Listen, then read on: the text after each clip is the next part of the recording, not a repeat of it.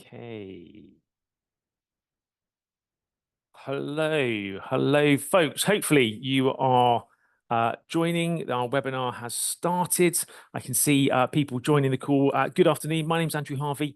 I'm the Chief Executive of VMA Group, and I'm delighted to be here this afternoon to facilitate this call with myself and my amazing colleagues to share some top tips for those people that are job hunting. In this particular market. You will all be familiar with the way these Zoom calls work, I'm sure. So I'm going to talk really slowly for the next few seconds while we just give everyone a chance to join the call. We have had a couple of hundred people actually, I think, registered for this call this afternoon. Which is not surprising given the market that we're currently in. And actually, we may have people registering from all sorts of different places across the UK and internationally as well, which is aligned with the way in which VMA Group operate and our business. So yes, lots of people hopefully joining us this afternoon. So I can see those numbers building. So I am going to make a slow start, I think, and kick off.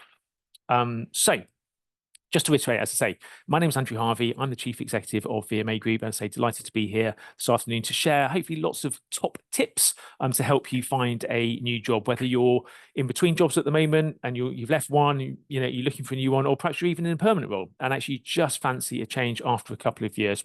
Everything that we share this afternoon will be relevant to either one of those situations, really. I say, joined by amazing colleagues, I'm going to hand over to them in a second to introduce themselves. But a couple of points to make is that we are recording this webinar.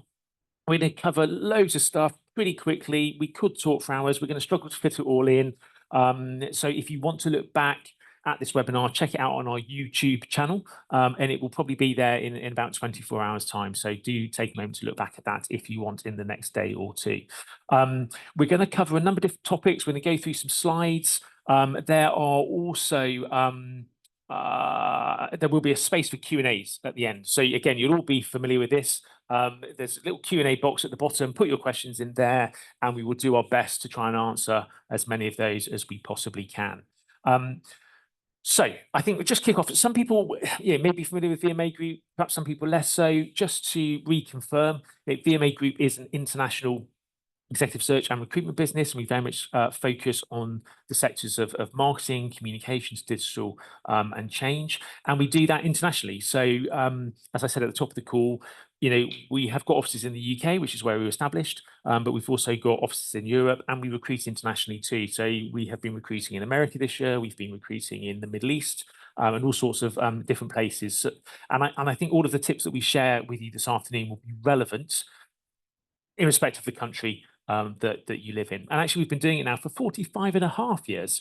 So there's a lot of collective experience that we bring to this call this afternoon. So hopefully that is reassuring. So that is who we are. Hopefully some of you will know us already. I'm just going to hand over now. Now I've introduced VMA Group, just going to hand over to my colleagues to introduce themselves. So here they are.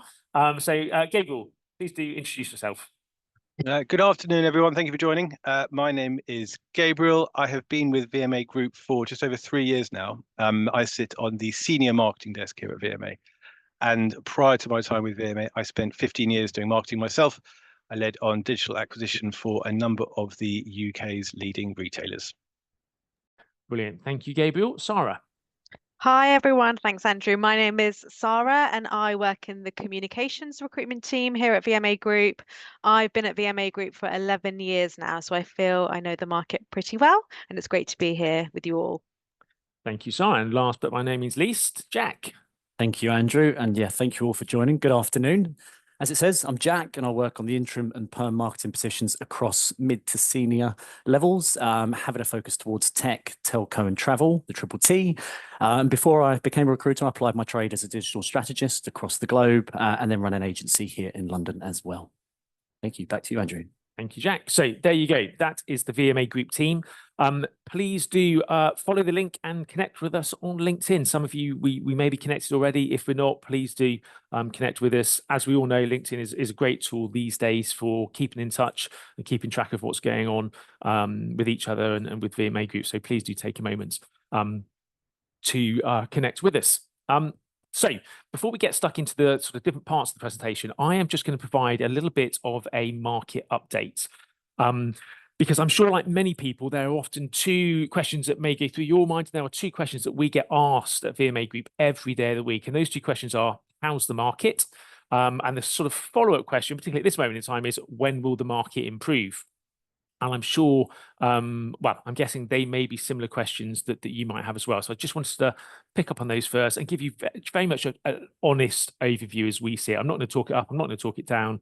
I'm just going to tell you exactly as we see it. So how is the market? That's the first question. Well, the phrase I would use is pretty sluggish, which is probably not going to be a surprise to you. You know, if you look back to 2022 was a bumper year, probably one of the busiest years that we've seen in the last 2 decades, not just from a VMA Group perspective, but when you look at the market data, it would suggest that that is the case. But 2023 was slow. It was slow and it was sluggish. And actually 2024 has been equally quiet. Again, and I think that is not just a VMA Group view of the market. Again, we look at the data a lot. We're reading a lot of information about marketing and hiring and all of those sorts of things. And I would say 2023 and 2024 for the world in which we operate has been pretty quiet. And if you're thinking there's not a lot of stuff out there at the moment, therefore, then you would be right. You know, that's the way it is, and it has been sluggish for quite a period of time. And that 2 years, it's probably the quietest 2 years again that we've seen in the last 2 decades. And I think it's the length of that ongoing market that makes it feel especially tough and difficult at this moment in time. Yeah, and the reality is there are a lot of good people out there, highly experienced people that have been out of a job now for over 12 months. You know, it's tough, and we empathize with those people. You know, and that is unusual. The amount of time that good, experienced people will be out of job, it's been a while. But, you know, unfortunately, that is the reality of it. The market has been impacted, particularly in the permanent recruitment market. So the permanent recruitment market is way down on where we'd expect it to be on a good year. But actually the contract and the interim market has also been impacted too. It's probably fair to say that the interim market and contract market has been impacted less than permanent recruitment market, but it is still it's still been pretty sluggish. And so there are certain people, understandably so, who think, well, I can't find a permanent job. I'll just get some contract work or some interim work. And actually, it's not so straightforward. It's not as easy as that, because say both markets are particularly challenging at this moment in time. But it's not all bad. There are some positives there as well. One of the things I would say, and we see this happening, is that from a salary perspective, if you are seeing roles, you're applying for roles, or you know, if you're going to get offered a role, then actually the permanent salaries that are on offer, I would say, are pretty consistent. There hasn't been a huge amount of change from a permanent salary perspective, and I think that's because a lot of permanent salaries exist within a framework, within an organisation. You've got HR framework, you've got your gradings, and they don't massively change really over time. The interim day rate market, now that may be impacted and perhaps has been impacted a little bit more. Interim day rates don't exist within the same rigid framework often within organizations. And so there's a bit of a supply and demand type level of impact on interim day rates. So we have seen a little bit more movement from a day rate perspective. But overall, if you're looking for jobs or finding jobs, they should still pay what they used to pay. The other thing that's, I suppose, positive in a way, and it's a double-edged sword, this next point, but I think if you look at the data, it would suggest that the recruitment market for marketing, comms, digital, etc., is probably broadly about 35% down on what a good market would be. So that's not great, but the point is it's not 70% down, it's not 80% down, it's not 100% down, it's probably about 35% down. And actually there are new opportunities that come to the market every week. You know, we see that at VMA Group, we pick up new opportunities every week. And we see that on LinkedIn, you know, that there are things out there. So there are things out there, it's just that it is more difficult to secure them. Therefore, what you have to do is be absolutely on top of your game when it comes to finding a job, being prepared for that job, being prepared for interviews and your CVs and all of that sort of stuff. And obviously, that's why we're talking about that this afternoon. One thing I would say, if it provides any reassurance, I've been doing this job for 20 years now. I've met a lot of people that have been out of work over that 20 years, but every single one of them will find a job and has found a job. So, you know, jobs are out there. It's just taking a bit longer to find them. The next question: when is the market going to improve? Again, there's a lot of people out there that I think have crystal balls because they've always got a view of when the market is going to improve. Whether that actually materializes or not, I think is questionable.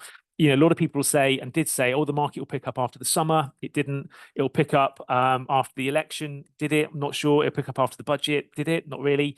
It'll pick up after the US election. Again, I'm unconvinced. A lot of people say, oh, it's going to pick up in the new year. I think the reality of it is, being honest, is that I don't see any particular data that suggests there is going to be any significant or sustained pickup in January, February, or March. It's anecdotal at best. And I think it's quite useful to be frank about that and aware of that fact, because what that means is, look, just we can't hang on for an improving market. What we've got to do if we're looking for jobs is just be on top of our game and be the best that we can possibly be when it comes to finding a job and securing a job. So it is a bit of a guessing game, I think, as to when the market is going to improve.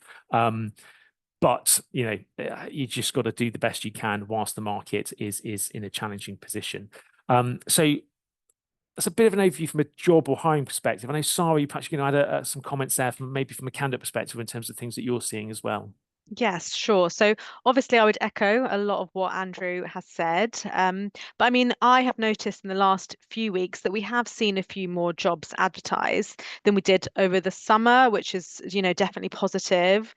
A lot of them are that mid to senior manager level. There still does seem to be a bit of a lack of head of director level roles. But, I would say this time last year when I was speaking to a lot of people in roles, a lot of them were saying that they weren't wanting to move and were happy in role, and it was a difficult market to move. But now a lot more people in roles do want to move, which is good. And there are a few reasons for that. I think some people have just been in their roles for some time now, especially post-COVID. And others aren't necessarily happy with new policies on hybrid working in their organizations. And some are just burnt out, sadly, and want a new challenge. So whatever it is, I think when a few people do start to move, it obviously creates new jobs and churn, and it just means that there could be more movement. To be honest, I don't think that's going to happen a lot this side of the year, but it just does feel a bit more positive going into next year.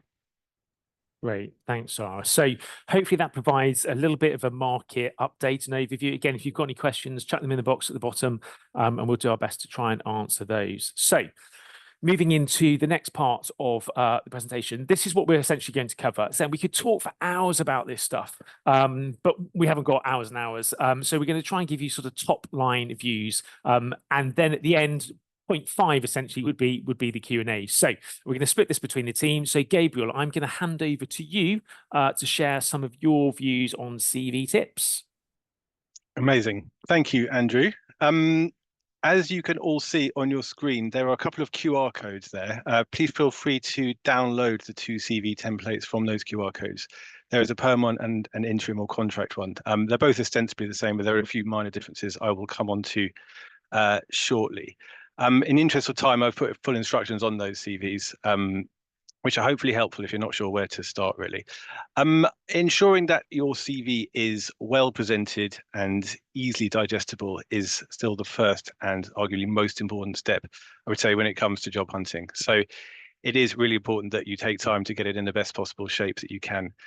I would sort of caveat all of this advice by saying that CV formatting is an incredibly subjective topic. There are a multitude of differing opinions and perspectives on this subject. If you speak to 10 different recruiters, you'll get 10 slightly different perspectives on it. But based on our experience, we recommend a CV template similar to this. Additionally, with the advent of sort of AI usage when it comes to reviewing CVs, and also ATS systems, applicant tracking systems, that stands for, those are used by many in-house talent teams these days. It is really important that your CV adheres to a few sort of basic principles of best practice, i.e. making sure it's in the right file format, Word, PDF, ensuring that you don't include sort of screenshots or graphics that can't be read by automated systems, and so on and so forth. Further to that, I would say it's critically important fundamentally that you tailor your CV for each role that you are applying for. Okay, a fairly obvious piece of advice there, but ensure you do that. These 3 sections on your screen now are the 3 sections that you can use to tailor that CV most easily. So your profile section at the top, keep it, again, digestible. We don't want huge paragraphs there, but you can use that section to communicate your relevance to the role that you're applying for. Similarly, your transferable expertise and or core competencies, and then your key skills sections. Try and synergize those with the job description or the job advert for the role you're applying for as much as possible. So whoever's reviewing your CV can immediately see how relevant you are to that role. Personal information at the top. again, fairly obviously, we do actually receive CVs every week that do not have personal information on them. It makes us quite hard to reach out to those candidates when we read those CVs. So do make sure that that is clearly presented at the top as per the instructions.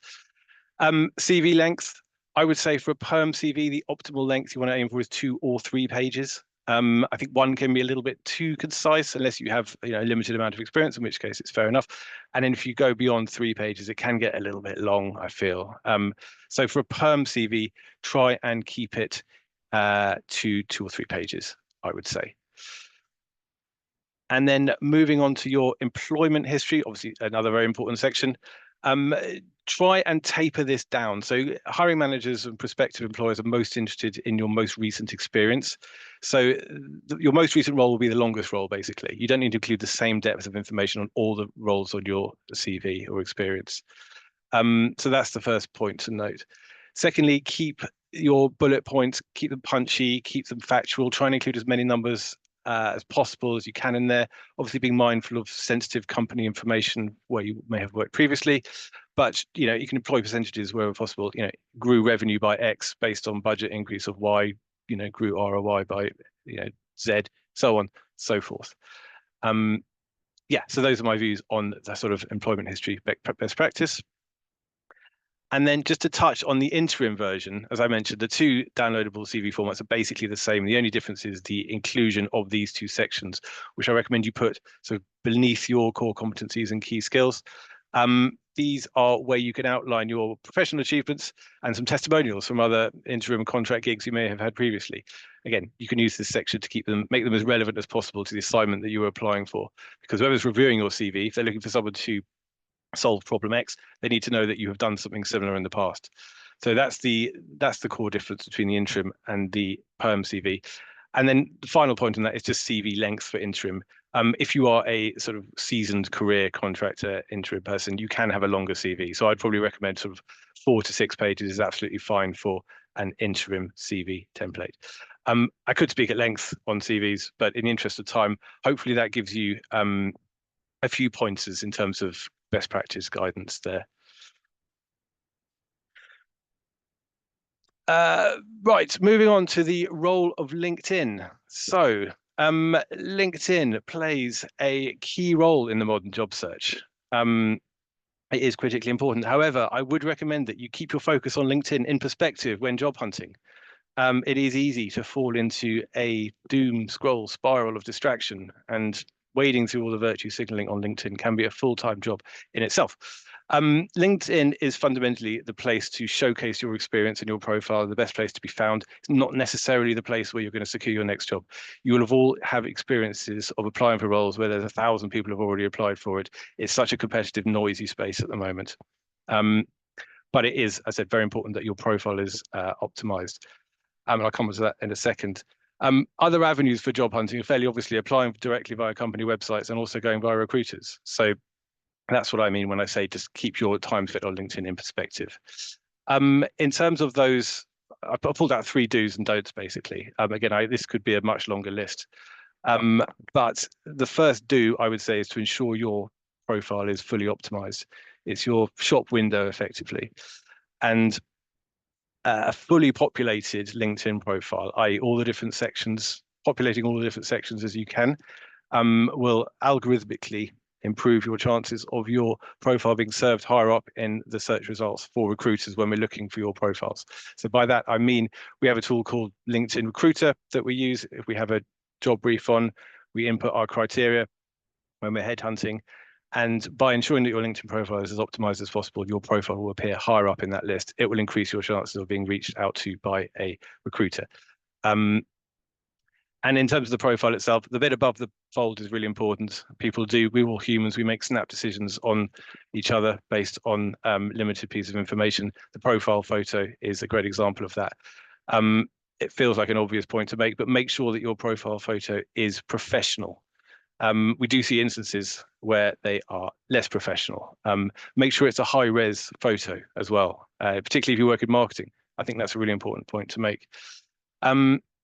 Make sure that your LinkedIn profile is listed as open to work. You don't necessarily have to put the green banner around. I know that can be a bit polarizing in terms of perspectives on that, but there is, you can make sure that that functionality is enabled on your profile so recruiters can find you clearly.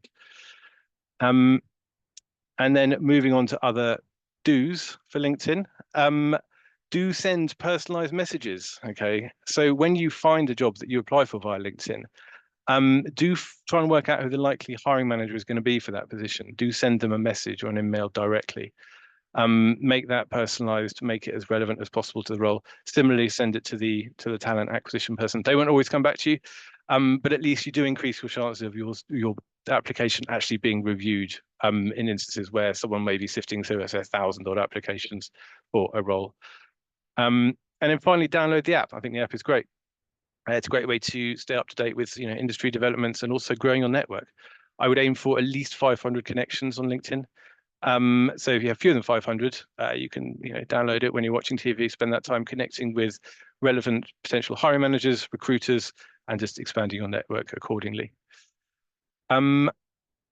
Moving on to a few sort of don'ts, I would say just be cautious of the easy apply functionality. LinkedIn have made it very, very easy for candidates to fire off lots of job applications for lots of different roles very quickly. We have examples of candidates where they apply for lots of different roles and not always best suited to those roles. You're much better off applying for fewer roles, but tailoring your applications and making sure that those you're applying for are the ones you've got the best likelihood of securing. Avoid AI messaging. So slightly sort of conversely to my personalized message point on the previous slide. Avoid AI messaging. I mean, Jack, Sarah, I, and our colleagues at VMA Group receive this message on your screen probably hundreds of times a week, this AI-generated message. It's always exactly the same. I can only speak for myself, but I often do not respond to people who send me this message because it doesn't show that they put a huge amount of time or thought into reaching out to me. So just be mindful of that, I would say. And then finally, on notes of caution, this is a subjective point, but I would just be cautious of overly personal posts on LinkedIn. It is a business network platform ultimately. I think just try and keep your posts relevant and topical. Don't worry about over posting as well. I think you're much better off putting out a quality, topical, relevant post once a fortnight on a subject that's very specific to your sector or your role type, rather than a sort of random daily update post. Those would be my three sort of cautious notes of caution on LinkedIn. I could expand on that as mentioned, but in the interest of time, hopefully that gives you a little bit of guidance on how to get the best use out of LinkedIn. Great, thanks, Gabriel. I think we've got some questions coming through that we'll pick up on later. Might come back to you later on that. But yeah, some good tips to share there. Jack, I think we're going to pass over to you now. Yes. So how to work with recruiters. So now that you've got your CV in order and you've made those tweaks to your LinkedIn profile, you've got that new high-res profile picture. Hopefully your next steps will be looking to reach out to your network and to us, your recruitment partners. So I just wanted to give you a bit of a snapshot into hopefully how to improve that experience for you, considering today's job market is super competitive. And I feel that knowing how to effectively, positively collaborate with your recruiters can be a differentiator. And I'm going to be looking to cover off 3 points. It's not rocket science, but hopefully it'll give you a perspective to help you build stronger relationships with recruiters and then obviously maximize your job search success. So initially, we'll be looking at humanizing the recruitment process. Off the bat, we are humans too. There will never be a tool that lets me know if someone is an awesome candidate or the opposite just by scanning a CV. So let's humanize the process. Think pre-COVID. We are out of the remote world now. It's safe to venture back outside. And I feel it's so important that we can meet as many people in person. I do appreciate on instances that isn't possible. So then if we do look to do it over Teams, at the very least, have your camera on. 8% of communication is what you say. That real world energy is extremely hard to replicate digitally. Caveat incoming, please do consider that we only have so many hours in the day, and that is often split into many different forms. Meeting great candidates, and you'll also be pleased to hear calling up our contacts and clients, saying hello and remind them of how obviously we can help them, as well as asking them, why their recent new job post says no recruiters. Another point here, mutual benefits. you guys are adding a lot of value to us. We're growing our network. We love learning about you. We love hearing your impactful stories and understanding, obviously, your availability. This is a huge benefit to the conversations that we're having with our clients so that we can reference these points. So hopefully nurturing future opportunities for you, for us. And obviously that mutual benefit is that you get to detail your journey, your career journey, which stands you in great stead for interviews. So it's just great practice, especially if you haven't interviewed for a while. So as I mentioned a moment ago, make that time impactful. And the last point, the last humanizing point here, be kind, be supportive. During a tough market, I know we can all get frustrated. We are all in this together, and I hope you guys can feel that. But I'm also acutely aware, that one can have a bad experience with recruiters, but do try and clear your plate before dining with another. I've personally been on the end of someone's recruiter blame game, and without ever actually being part of it. Contrary to the belief, we are not all the same. Admittedly, yes, we may not be perfect, fair, but then again, who is?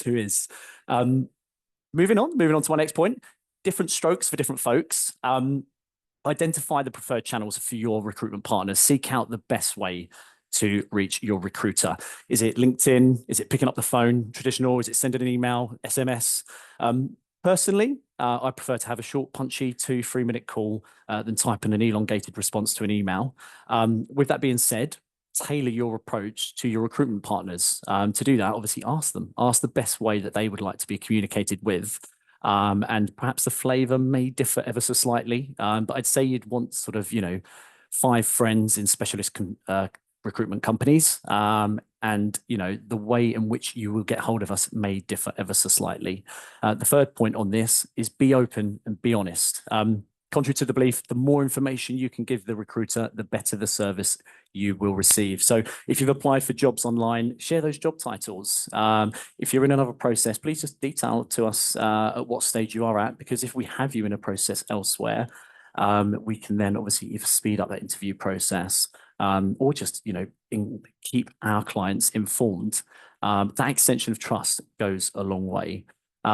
As recruiters, we've all celebrated candidates getting the next job, regardless of how it came about. Essentially, we are in the business to help people get jobs. Majority of recruiters just want the best for everyone that they meet with. My third point is how to stand out. So standing out and supporting your recruiter. In a downturn, when more of our conversations are consultative, a little bit like coaching, and recruiters trying to add value in other areas, show up. Like today, awesome. Whether that be to events, in person, lunch and learns, or if a recruiter calls you up for a coffee and asks you to come in town, get yourself in town, meet your recruitment partners, schedule a day to meet your ex-colleagues, network. Honestly, get uptown and make a day out of it. Getting an interview from your bedroom will always be a challenge. But beyond this point, it's the most impactful way to remain top of mind of your favorite recruiters. That leads me into probably the most favorite thing that you can do for a recruiter, which is to give them business. If you have seen a role online with an ex-colleague who's hiring, make that introduction. I, for one, will never forget that move. And I know a few people within our office will also be happy with that fact too. And likewise, if you become successful in securing your next role, let's reconnect, let's talk, let's see how we can grow the team, making those positive changes together, partner up with your recruiters again. Because if I get that role with your aspirational company, you will be the first person that I will call. So all these points will hopefully help you be more memorable in a crowded room. The quick recap of those points is, we are humans too, different strokes for different folks. Find out how best to contact your recruiter, and yes, be memorable. Go the extra step, stand out. Thank you. Back to you, Andrew. Thanks, Jack. Again, some good, honest tips from you in terms of how you see the world of recruitment, etc. And now we are going to hand over to Sarah for some interview tips. Thank you. Thanks, Andrew. So yes, as Andrew said, I'm going to be talking about top interview tips. So I'm sure you would have heard a lot of this before, but hopefully it will be a good reminder. So, as we've discussed, it's a very competitive, difficult job market. So the fact that you've got yourself an interview is something to be celebrated, and you should definitely be proud of yourself for getting an interview in this market. And whilst you should definitely back yourself and not put too much pressure on yourself, I wouldn't just sit back and relax at this point. And I think this is where a lot of the hard work should start. So, preparation really is key. The fact that you've got got the interview really means that your CV demonstrates that you can do the job that you're applying for, but so can the other 5 candidates that have been taken forward to interview. So you need to make sure you stand out. As Jack says, you need to be memorable, and that does come with a lot of preparation, I would say. So, firstly, I would really start with looking at the organization that you're interviewing at. Look at their website, their accounts. A lot of them have their behaviors and values listed on the website. Look at their social media, any press about them, and just really understand them as much as you can. It will really get your enthusiasm for the brand across. And, whilst I would really look at the company itself, I would also look at their key competitors too and see what they're doing differently. And, what have you seen that's impressed you? This will also make sure that you stand out, and it shows you're clearly interested in the sector and that you are, open to bringing fresh, exciting ideas to the organization, and you know your industry well. Also, even if they're not direct competitors, just talking about any comms or marketing campaigns that have stood out to you in the last year or so, I think is a really nice touch. And secondly, I would know your CV and experience inside out. So if someone asks you what you did 5 years ago, you don't want to hesitate. You want to feel very confident about it. It just really shows your credibility if you can do this. And it's really important to make sure that you review your skills and make sure you review the job description side by side and know exactly what is being asked of you in the role and where those skills align. So again, you can answer the interview questions really well. And I would suggest preparing in-depth examples of your experience. So yes, some interviews are more informal, but a lot are competency-based. And even, sometimes they'll say it'll be an informal chat, but I think it's always better to be over-prepared than under-prepared. You never know what might come your way.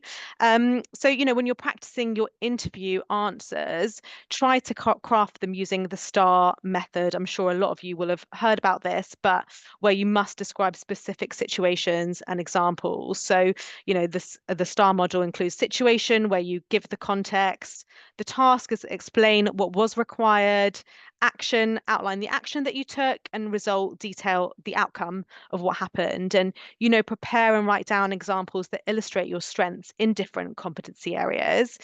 Be specific about the role that you actually played in the example. Try not to use the word we and say I. Have a range of different examples that can be spoken about with confidence, and avoid repeating the same example for each question, and just talk about what you have done and not what you would do. And, I'd really encourage you, if you are going for a more strategic role, please do make sure you include business language in your answers as well. And don't just talk about channels and comms marketing lingo. Employers, a lot of them do want to know that you understand, return on investment and bottom line as well. And then when you get to the interview, make sure you make a good first impression. It's so important. Whether it's in person or virtual, it's always good to dress smart and maintain eye contact. And I'd say try and stay positive, and try to steer clear of sort of dwelling on negative experience, and try and put a positive spin on things and talk about what you've learned from difficult situations. I also think it's really easy to be distracted while you're thinking about your next answer and what might come next, but do remember to listen and pay attention to what the interviewer is saying, so you can really engage and build the rapport and explain yourself well. And just ensure you have a few questions prepared that you can ask at the end of the interview as well. I think, not only does that demonstrate a genuine interest to your interviewer, but it also allows for you to find out what you want to know, see if they're a company that you want to work for, if it's the right role for you. And, I know it's tough, but just do remember to be yourself as well. I think even the most formal interviewers offer opportunities for you to kind of let your personality come through in the answers that you give. And you'd be really amazed at how often clients hire on that basis. I think personality and attitude are just as important as experience and skills. And finally, from me, I would say remember to breathe when you're doing your interviews. I think it's always helpful.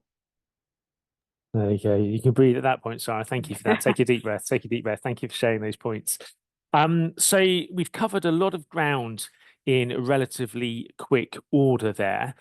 So we could talk for hours, but in terms of where we're going to go next, we are going to try and distill all of our experience into one top tip And what I would say before we get into that is that, a lot of what we've heard, it's not rocket science. A lot of it's just doing the basics right or doing the basics well. But that is often what makes the difference between certain people securing a job and those that don't.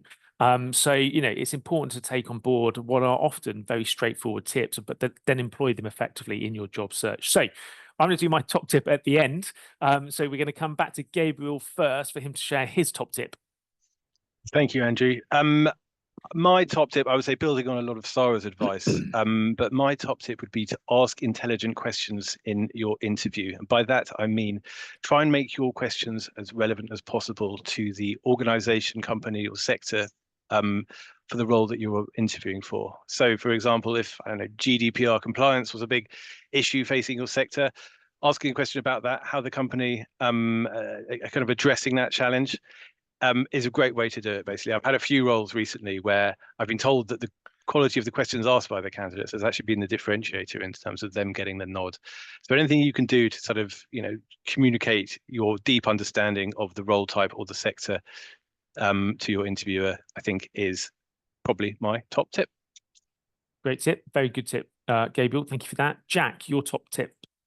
Yeah, actually just going over a little bit of what I covered, being memorable. So get into town, get yourself out behind your desk, meet and network with your ex-colleagues, people that you work with across your career, and obviously your recruitment partners. I can't stress, make a day of it. If you're coming uptown and you're getting on the train, go and see 4 or 5 recruiters, have those conversations in person.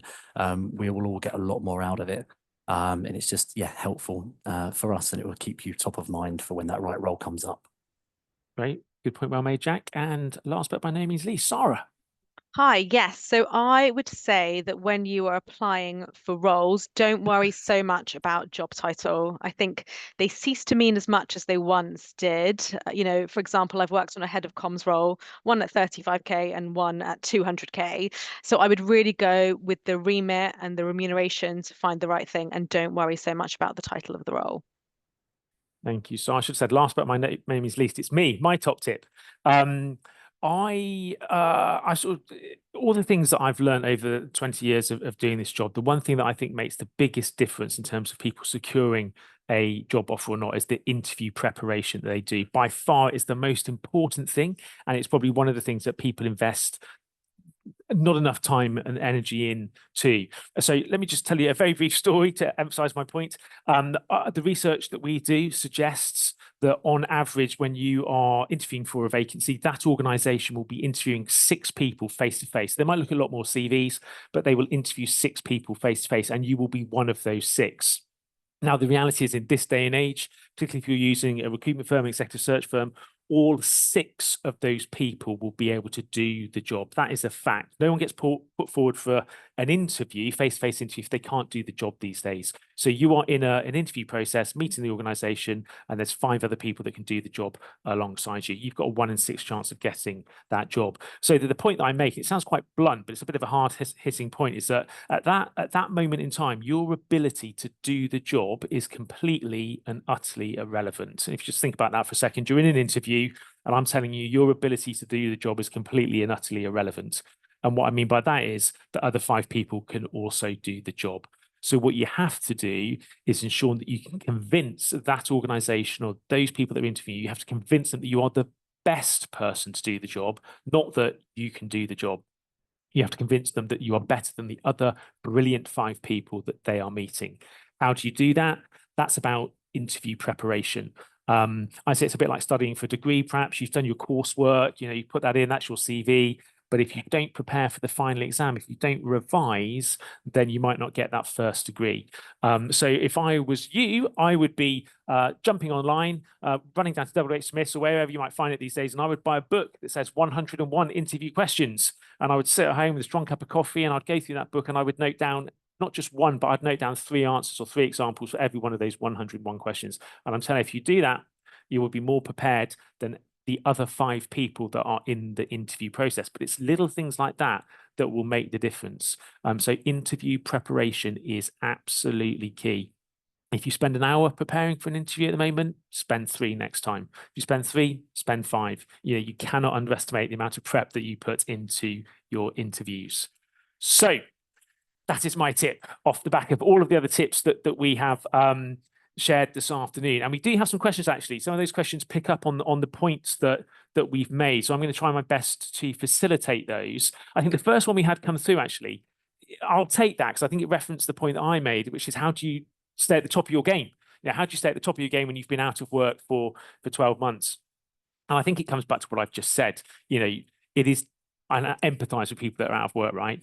But you've got to try and continue to be, investigate the market. You've got to get up in the mornings. If you're going to work, I'd get up if I was out of work, knowing this market as I do, I'd get up at 7, I'd set my alarm, I'd have my breakfast, and at 9 o'clock, I'd be searching for a job, and I'd be searching and searching and searching. And when I find a job to apply for, I'd be tailoring my CV, I'd making sure my LinkedIn profile is up to date. And when I get the interview, I'd be doing those 101 interview questions.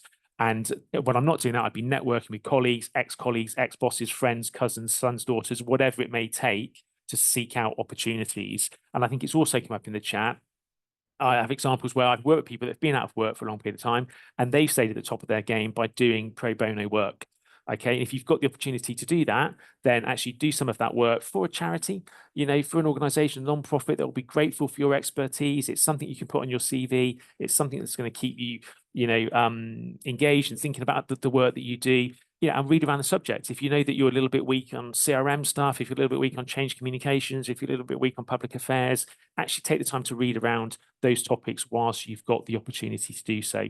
So I think there's quite a few things there in terms of preparing pro bono research and reading that will help you. And networking, as Jack said, and just staying at the top of your game. So hopefully that answers that question there.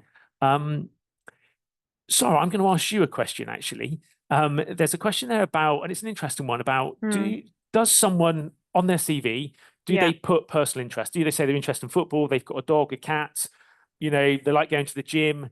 Does it even make a difference? Genuinely, what's your experience or thoughts on that? Yeah, I love that question. I think it's great to put on your personal interests. It brings the CV to life. It makes you more human. And it's always a good, point to talk about at interviews if you find out you both support the same football team or you both love Game of Thrones or whatever it might be. It's just an icebreaker and it builds rapport. So I would always advise that you take the time to put in your personal interest. Make sure it is genuine because you don't want to be caught out at interview if you've said that you run every weekend and then you don't have an answer to it in the interview. But if you put in your genuine interest, I think it's a really good connection point with your interviewer. So I would highly advise to do it. Good answer, Sarah. So just looking at some of the other things that have come through. Again, interesting question here.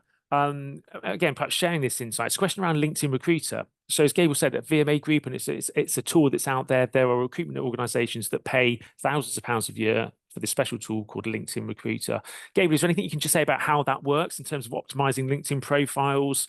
From a LinkedIn Recruiter perspective, when you're sat at your desk using that tool, is there anything that would help in terms of candidates, job seekers updating their profile in respect to that? So yeah, great question. I mean, as you said, ensuring all your sections are populated is really important because those are the criteria against which LinkedIn Recruiter will search. But yeah, these are broken down by search terms, keywords. So we can search on job title, sector, years in current role. We can search by individual companies. We can obviously search by location, sort of geography, different industries. It's quite detailed in terms of what we can search for. So yeah, as I said, just ensuring that you populated it in a sort of granular way is the best way for LinkedIn Recruiter to algorithmically prioritize your profile when we're doing searches. Okay, thanks, Gabriel. Jack, a question for you. I'm going to sort of broaden out the question a little bit, but it's one really that's based around a question, I think, around part-time roles. So, Jack, I know you've worked on interim positions. Are we seeing more part-time roles? If someone's already working 2 days a week, is it going to be possible for them to find a role that's 3 days a week? Any sort of thoughts on that? And even across borders as well. I know, Jack, you've done some recruitment outside of the UK over the last couple of years.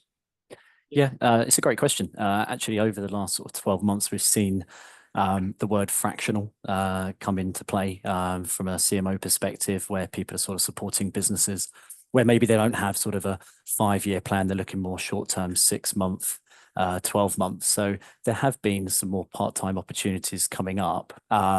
But typically, as obviously a recruitment company working to fill a particular role, if they generally aren't looking for a full-time opportunity, that means maybe they're sort of a bit cautious on budget, so they may not look to provide it with us. But ultimately, also, if they do look to call us up and they're wanting us to fill a one-day role for a month, it might not also be financially beneficial for both parties. But there has been, in the downturn of the market, people looking for sort of people to come in on a sort of a 2 or 3 day a week situation. So yeah, it has been on the slight increase.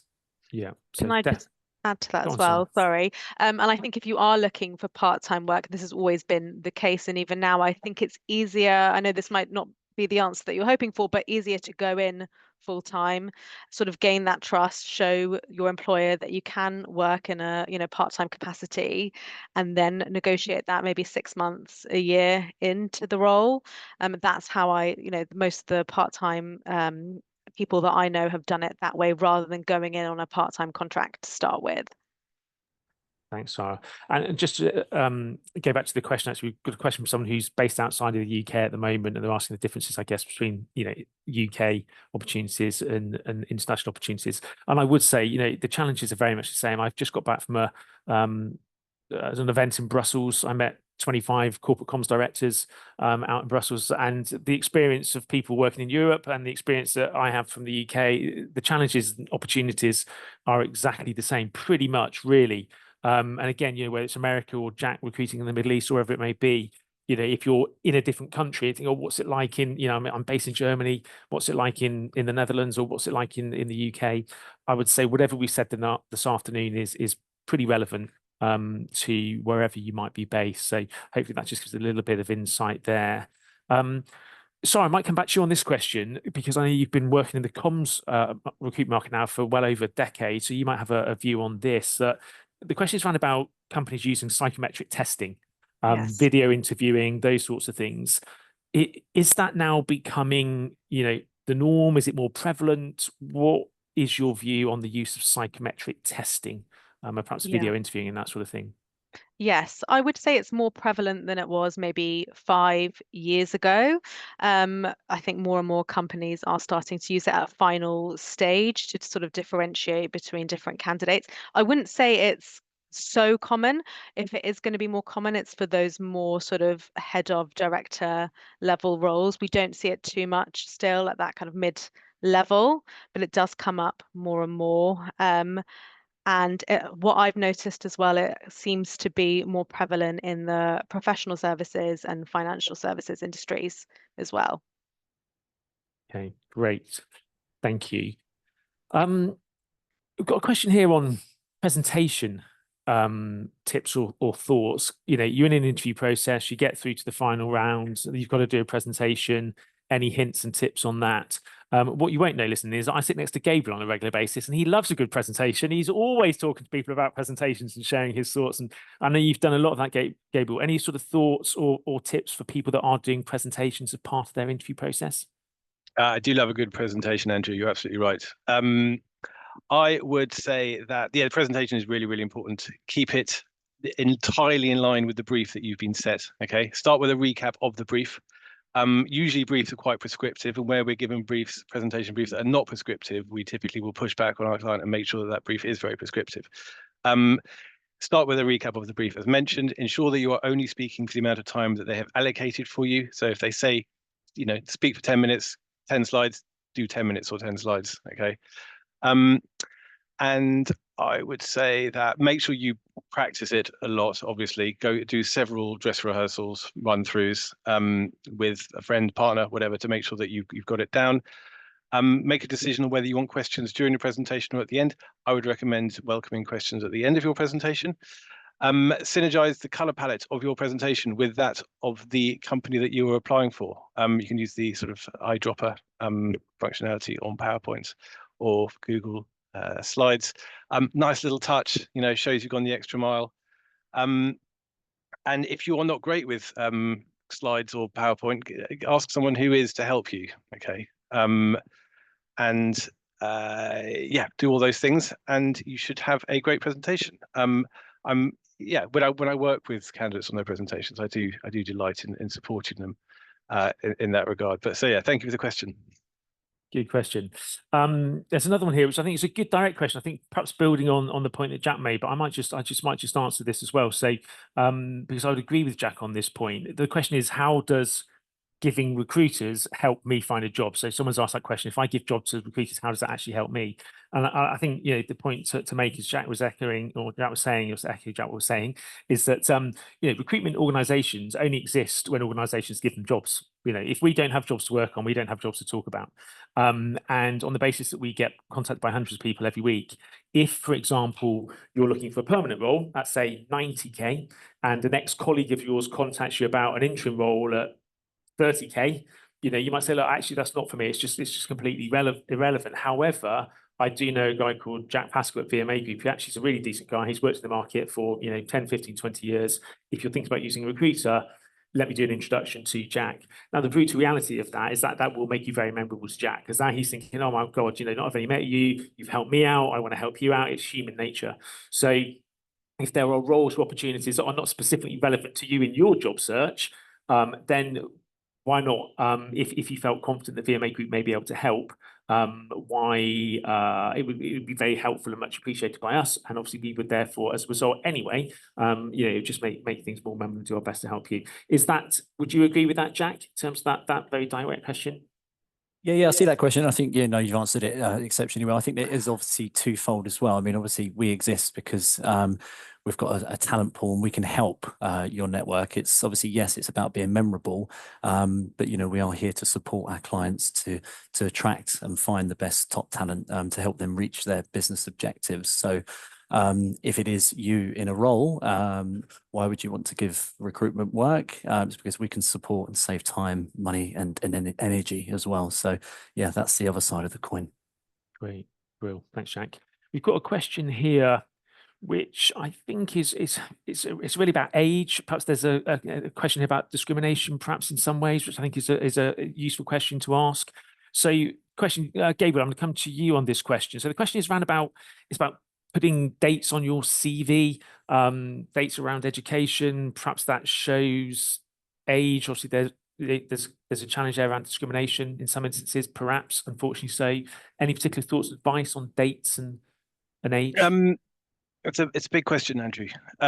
So in terms of the date piece, I don't think you can really avoid putting dates on your CV. I think you need to be fully transparent about that. You need to say where you worked from what date to what date. I would say in terms of the wider age piece, I mean, it's a society-wide problem. Age is the only one of the 9 protected characteristics under the 2010 Equalities Act that we will all potentially face prejudice against at some point in our careers. There's no getting around that. In order to kind of counter the challenges of ageism, which is rife, as mentioned, I would just recommend that you do your absolute level best to make sure that you are upskilling yourself as regularly as possible, ensuring that you are fully abreast of all the latest developments in AI, the latest developments in your sector, and just ensuring that you can kind of articulate the depth of your experience to your employer. A lot of employers are looking for your depth of experience, so don't shy away from it. Use it as a strength and play to that strength. Thanks, Gabriel. So I'm going to come to you on this next question, because I think you sort of talked about job levels and salaries and those sorts of things. So the question is, and I get it in this market, is it better, you know, if you're out of work, perhaps, is it better to wait for the right role to come about with the right title, or should one consider taking a role which perhaps doesn't have the right title, perhaps it's a lower salary? How difficult is it then to get back to the level that you were before, really want to be at? Yeah, it's a good question. I think the answer depends on your own personal circumstance. If you need to pay the bills and the mortgage next month, then you do need to take the job, even if it is paying lower and a lower job title than you're used to. I think it's totally understandable to want to take that job. And actually, I don't think employers will look down on it. If you do then want to go back up to a more senior role in a busier market, I think everyone will understand how tough it's been. And actually, post-COVID, I would say, obviously, it's been an interesting market, and people have been moving from, you know, permanent to interim jobs, from head of to manager level roles. And I think it's much easier to do that now in this current climate, whereas pre-COVID, it was much more rigid and there was a trajectory that you had to follow. But I wouldn't worry about it so much. And if you do need to take a role now to pay the bills and to keep yourself upskilled, whatever it is your reasons for, I think it's absolutely feasible and fine to do so. And just building on that point, Sarah, just another question here around salary levels. I sort of touched on it at the start, but again, we've all got different experiences and views of the world, but are salary level changes? So are they changing? So if you were recruiting for a head of internal comms or a communications manager today, you know, or 3-4 years ago, it was paying 50K or 100K, is it still paying 50K and 100K now? Or do you see those salaries dropping? I know I had a view on that, but what's your view and experience? I don't think they're dropping because people are putting less value on them. I think the only reason that they may have dropped in this market is because of budgeting reasons, to be honest. And I think, I haven't seen them drop drastically. I appreciate the question. Someone, has noticed that. But personally, I think they've remained similar. But where some organizations don't have the budget, that's where I think they're trying to get people in on a lower salary rather than devaluing the role itself. Okay, thanks. Jack, I've got a question for you here. We've got a few more questions and a few more minutes left to go, so we'll try and get through these all. Jack, I know you work with all sorts of different clients, you work with all sorts of clients around the world, but a lot of the people that are looking for jobs end up speaking to internal talent teams, and we deal with these internal talent teams as well, and some of them, with the great respect, may not be specialist recruiters within the areas of marketing or digital communications. Is there a different approach? Are there any tips that you might have for someone who's dealing directly with a talent team member when looking or speaking to them about a role?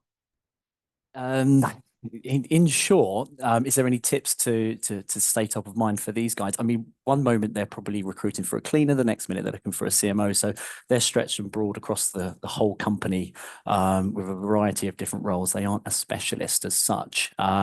But it would just be persistence. Persistence breaks resistance. I know Gabriel mentioned it earlier about how you can look and seek out the talent team, the hiring manager, and just try and put your name in their inbox, whether that be LinkedIn or email, just to get your CV seen amongst the hundreds of applicants that will be on that particular role. So yeah, I think hopefully that's answered the question. One of the other tips I might give is that, some of the talent acquisition teams, just the way they are, they're not the most experienced people, and they may have some set questions that they might need to go through, but they don't quite understand what they're asking. There is a tip that I would give, is that when you're chatting to a talent person, you're not convinced they really understand your market. Once you've finished answering their question, I would say to them, does that answer your question? Would you like me to expand on that? Is there anything you're not quite sure about in terms of what I've said, or any parts of my experience? What else can I tell you that you really want to know? And if you just use that, often what you'll find is they suddenly go, oh, actually, yeah, I don't really understand what you did there. Can you tell me a little bit more about that? And that didn't actually answer my question. What I meant to ask was, have you done X, Y, Z? So just that little sense check and say, does that answer? Or even be honest, how does that set me apart from other candidates you're speaking to? How do I compare? What are your thoughts? Asking them, sense checking in that way may elicit a response, which then helps you build on the answers that you've been giving. So that is a little tip that I've seen work in the past. You don't want to ask it after every question. Does that answer your question? Does that answer your question? Does that answer your question? But it is something to think about. Okay, was there any other questions? I think there are some other questions here. Let's have a look. Thanks, for these skills. Someone's got a question here. We do get this a lot. If you've left a job, or you decided to leave a job, even in a tough market, because it wasn't the right culture, perhaps there was an issue of bullying, perhaps it was just an unpleasant place to be, perhaps there was a fallout, these things happen. How do you deal with that? Sarah, have you got any thoughts on that? I'm sure you've come across this in the past in terms of people who have left because they've been bullied, or things haven't worked out. What would your advice on that be? Yeah, of course. And obviously very sorry to hear that's been the case. I think, it happens unfortunately more often than not, but I think being honest about it, the right employer would never judge you. Obviously, as I said in my section, you don't want to dwell overly on the negative experiences, but I think it's good to be honest, like I say, and just say, look, it didn't work out. And I think the right employer would understand, and it's not something that you should worry about because it's obviously a horrible experience for you. So yeah, I would say be honest, but don't dwell on the negative. Okay, thank you, Sarah. There are unfortunately probably a few more questions that we've got time to answer. There is a question, sort of, one or two people have asked a question around who is the best people at VMA Group to talk about marketing or change or digital. Probably the easiest answer to that is there's a number of people at VMA Group that may be relevant for you depending on the location that you're based or the seniority of your position or the type of role that you are looking for.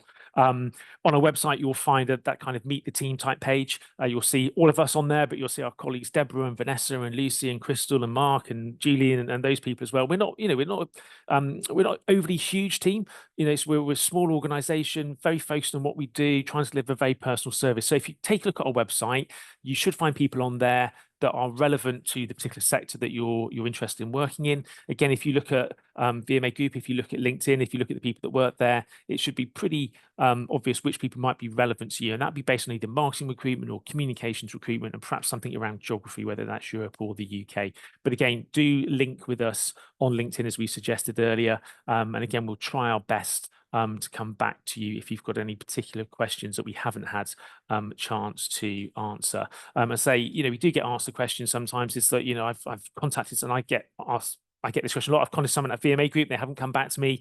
It may be that I haven't come back to you straight away. It does take time. Also, equally, in all honesty, it's impossible to come back to everyone. We get hundreds and hundreds of people come to us every week looking for roles, some of them relevant, some of them less so. So if any agency tells you they respond to every possible candidate that contacts them, I would question that because it runs into thousands and thousands and thousands. So I'm really honest and say, look, we've updated all of the channels, all of our contact channels to say, look, we can't get back to everyone. If it's busy, we'll try our best, etc., etc. And we're really honest about that because it would be wrong to say that we have the time to do so.